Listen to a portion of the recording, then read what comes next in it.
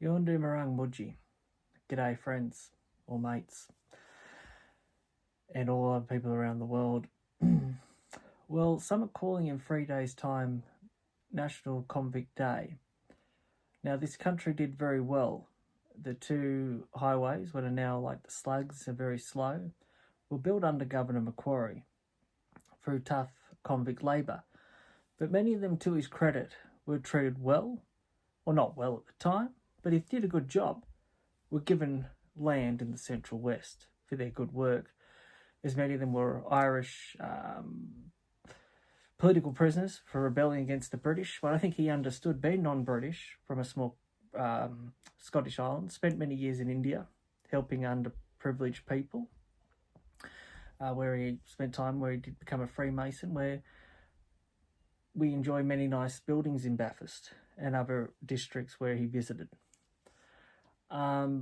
Unfortunately, what frightens me about this country, we've lost our courage. Many Australians are now saying it's too late for this country, or where we have headed now. It's too late for this country, that it's all gone. We look at the Eureka Stockade Rebellion, where many Australians gave their lives, where corrupt police officers and other people killed them. But many Australians still rebelled and took power. That rebellion led to Australians having democratic freedom 70 years before the British. Led to the women's vote many years prior to the British. Actually, South Australia was the first place to have the vote. So prior to New Zealand, and on a national scale, Australia was the second place to have the vote for women. New Zealand in the first on a national scale. On a state scale, South Australia was the first place. On the position of South Australia, in fact, was a non-convict settlement. So they've always been pretty proud about that. I know on my grandfather's side, he was always pretty proud. On his father's side of the background, they paid their way. And there was always like jokes on the family on the convict settler side and things. And now, the South Australians, though, sadly, are going to, next generation, and people are going to find it hard, workers are going to find it hard now to buy into their own state. Why, you may ask, those who aren't in South Australia? Well, part of Anthony Albanese's 1 million migrants from India would have come in for the past 18 months. He made Adelaide the regional city for Indians. Many of them would have come here have large sums of money. As India, as you know, 30% are starving, forced into huge hardships of work that are killing them. 30% are obese and have a lot of money. These people have come into Adelaide with huge amounts of money and are now pushing the original South Australians out of the state, out of Adelaide in their normal suburbs, and will push them into regional areas down the track and won't be able to afford into the market. What frightens me is that Albanese and his government haven't fighted against this, and none of the other parties, including the coalitional government and other parties and the media, corrupt media, have really brought up too much about this in support of South Australians. It's all been hoo-hoo and horse shit every day in the media. That is what is frightening me about this country. And we look at our brothers and sisters in New Zealand with their former government, who in many ways I would say was much the same as the former Premier Dan Andrews in Victoria with her relationship with China. There was certainly a lot of corruption. It's between 70 to 80%, it's predicted in the future, will be owned by China.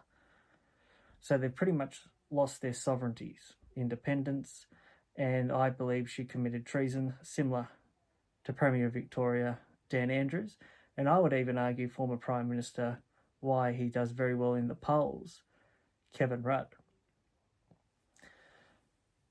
and can speak well with his relationship. So they're some of the yowies, you could say, in the elephant in the room at the moment. Now, there's many Australians working very hard paying their tax. Then they pay 60 cents in every dollar on petrol, diesel for the car. Then they've got GST, you've got tax, tolls, everything. Our welfare bill is through the roof. And then everything with government, you have not just the services that they're providing, the administration fee is where the bill's coming in. Now, one of the Republican leaders in America said that you could cut about 75% of the government workers back and get the same result. I believe that would be the case here in Australia as well. As some of the Aboriginal services here, you go in and they're painting pictures, or they're never at home, or they're never there. They're back at home, or they're at a party, or they're here, there, and that's the same not an Aboriginal. It's the same with government, with the NDISs or land or environment or whatever you want to go into. So I believe that's true. That's another Yowie in the room, but the government doesn't want to upset them because they're relying on votes. And let's say if Australia, we need a good, strong Prime Minister, but not just a strong captain. He or her needs a strong team surrounding that captain. The truth is they would probably lose the election to someone with a nice smile, who can handle themselves and talk cultural appropriation on the morning show or on Sunrise or something, rather than cutting the crap, get rid of the political correctness, get rid of the debt, get rid of the dead wood out of the government, and the financial strains that foreign investment and foreign ownership has brought to this country. And that's the truth of the matter. And talk about bringing back manufacturing, because if World War III does break out, and if, let's say, Trump does find a way to get back in, because he's up in the polls, but they're going to do everything they can to keep him out, and the UN don't want him there because they believe in a one-world government, let's face it, and he gets assassinated, Western countries will enter in a big division, but they're already heading there even if he doesn't get there. China and Russia, if they join together, Trump had made relationships with Russia, he made a relationship with North Korea. He made peace with the Middle East and Israel. Okay, but all these countries now are joined together and left America. World War III break out. We've got no industry here anymore. We've come so divided between the left and the right, and the universities brainwash the left because they get funding from the Chinese government. Where do we stand now? Everything's imported. The farms, six biggest farms in Australia now are owned by overseas. 6 out of the 7 biggest mining companies now are owned by overseas. What will Australia do? That's what I say. We need one strong leader and a very strong, confident team of people to run this country to get back where it needs to be. But they would probably lose to someone with a nice smile, cultural appropriation, against somebody strong who talks the facts and gets rid of the bullshit when it needs to be get rid of.